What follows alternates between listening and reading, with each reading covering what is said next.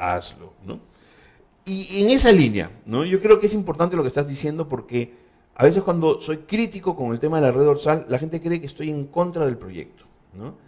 Y nada más alejado de eso. Yo creo que es distinto hablar de un proyecto fallido que de un modelo fallido.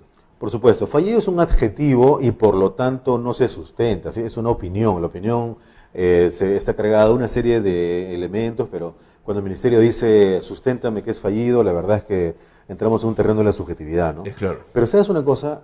Fuera de las dos características que te mencioné hace un rato, hay una más que termina siendo muy interesante, que es que la red dorsal concebida en el 2011, luego el 2012, que empezó todo el proceso, hasta el 2014 con la firma del contrato, terminó actuando como un catalizador de la inversión privada. Exacto. Es decir, los operadores privados, para decirlo coloquialmente, se pusieron las pilas y dijeron, uy, no, acá surge alguien nuevo, promovido desde el Estado, mejor yo me pongo las pilas y expando las inversiones. Entonces tú ves que los kilómetros de fibra óptica en el país crecieron de manera importante, pero por supuesto en las zonas que tenían mucho más potencial comercial. Más masa crítica, naturalmente, y tenían un mercado potencial más atractivo. Entre ellos, por ejemplo, tienes que el Cusco, ¿no es cierto?, que tenía una calidad de banda ancha deplorable al inicio de esta década, hace unos 2 o 3 años ya tiene una calidad de internet bastante aceptable, ¿no? Algo similar me parece que pasó con Puno, que se convirtió en el tema, por ejemplo, en el tema educativo, en el tema de las XO, hubo un movimiento de desarrolladores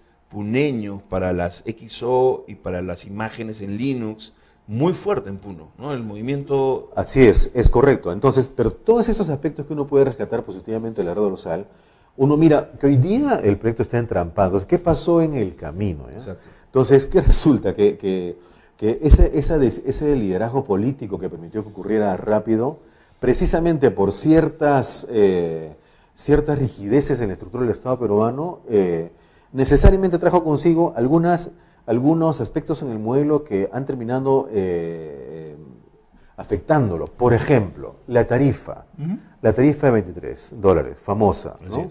El problema no es la cifra por sí misma, sino cuál fue el criterio regulatorio para su fijación.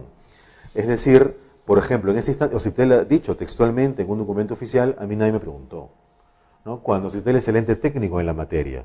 Entonces, porque nadie le preguntó, de repente la decisión política era más bien tan acelerada que había que hacerlo, ¿no? Y había que apresurar las metodologías para la definición del precio. Claro. Y así podríamos mencionar otros aspectos y que han llevado a la situación actual en la que tú tienes una red dorsal que, a pesar de sus 300 y pico millones de dólares, que se pueden sumar a los 1.500 o 1.600 millones de dólares para las redes regionales, tienes 2.000 millones de dólares que el Estado peruano ha comprometido, ¿no? Y que hoy día genera un beneficio de 0. Eso te iba a decir, porque aunque algunos reportes del ministerio hablan de casi el 50% de los nodos de la red dorsal en uso, independientemente de cuántos nodos están siendo usados, yo entiendo que la capacidad de tráfico que está cursando en esa supercarretera, ¿no?, es el 10% de lo que estaba en la estimación original. De lo que estaba previsto. De lo que estaba previsto. Entonces, no es posible, no es sostenible que el Ministerio de Transportes y Comunicaciones, por más que quiera manejar una coherencia institucional, no haga autocrítica, ¿no? Y no diga, sí pues señores, algo hay que cambiar, ¿no? Sí. Algo hay que modificar. Y esto no es culpa solo del operador. O sea, no es que saquemos Azteca y pongamos ahora un nuevo operador. En absoluto. Porque ya es hacer un movimiento en donde a mí parecer no va a haber demasiado impacto. Pero así como no es un problema solo del operador, tampoco podemos decir que es un problema solo de la tarifa. Y ahí está un asunto, porque el Ministerio el año pasado, hacia mediados de año, solicitó formalmente a Ociptel a quien puede acudir toda vez que requiera una opinión técnica, aunque formalmente no está obligado a acatar las recomendaciones que Ociptel plasme, como bien sabemos, ¿no? Claro. Lo que técnicamente se llama que la opinión de Ociptel no es vinculante, no es de cumplimiento obligatorio. Exacto. Entonces, pero la interrogante que le plantea el MTC a Ociptel es ¿qué hago con la tarifa?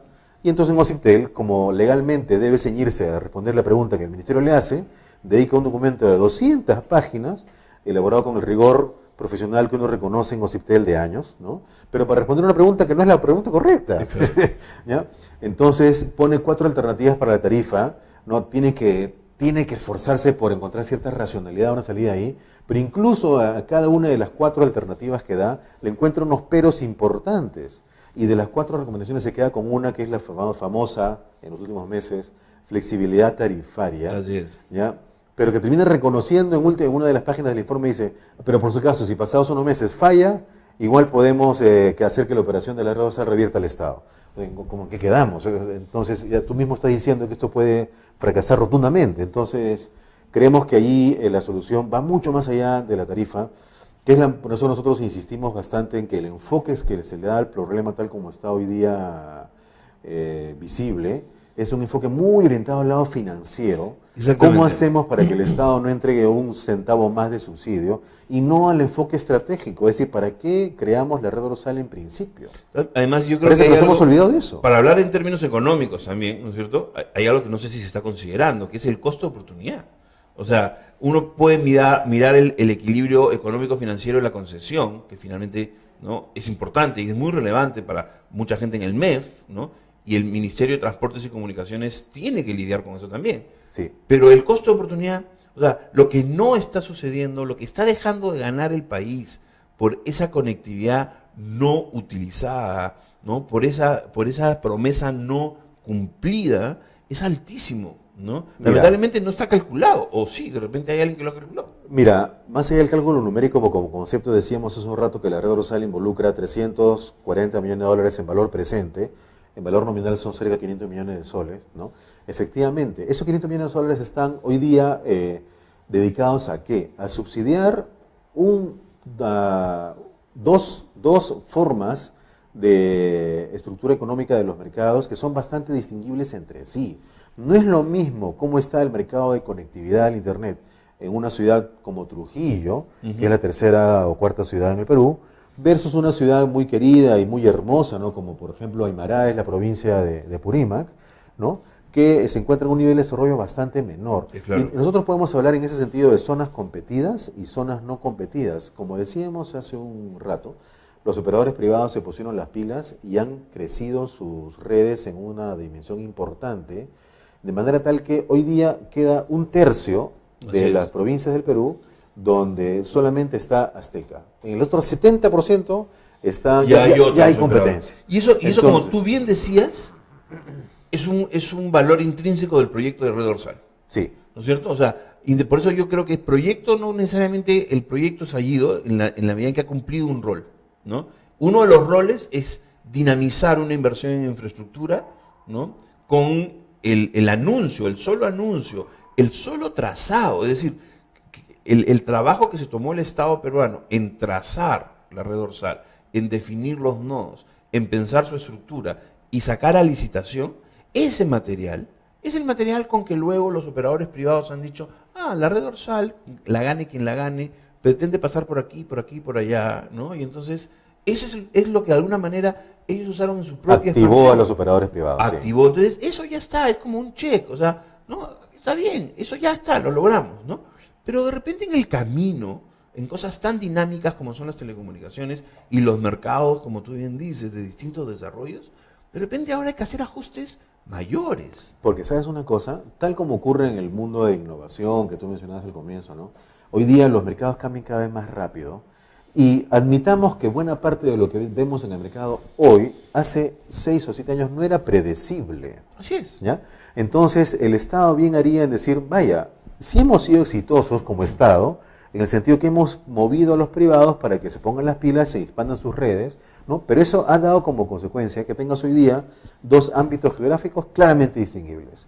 Los mercados competidos y los mercados no competidos. Entonces yo me pregunto, desde el punto de vista del MEF, ya que tú mencionabas el costo de oportunidad, ¿un funcionario del MEF va a estar de acuerdo que el Estado comprometa $1 de subsidio para financiar un operador para que compita con otros operadores? Ese no es el sentido del subsidio. Clarísimo. No es el sentido de la red dorsal. O sea, si uno revisa los informes del Banco Mundial de hace 15 o 20 años sobre el sentido de promover proyectos subsidiados en telecomunicaciones en el mundo, el objetivo es uno solo: lograr lo que ahora diríamos que es #Internet para todos. Ese es el objetivo. No tiene sentido financiar a un operador con subsidio del Estado, ¿no? Para que compita con otros. Eso, si el mercado funciona, déjalo que funcione. Digamos, y donde no funciona la intervención puede ser de distintas maneras, ¿no?